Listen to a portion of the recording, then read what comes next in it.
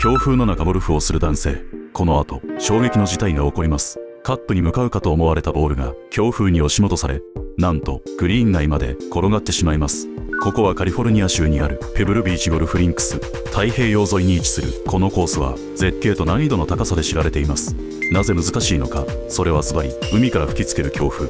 風が弱い日は稀というのですから、ここの名物と言っても過言ではありません。完璧なショットに思えても風に煽られ、とんでもない方向に流されていってしまいます。風を計算したショットが求められるため、難易度の高さは世界屈指。あなたはこの環境下でプレーしたいですか？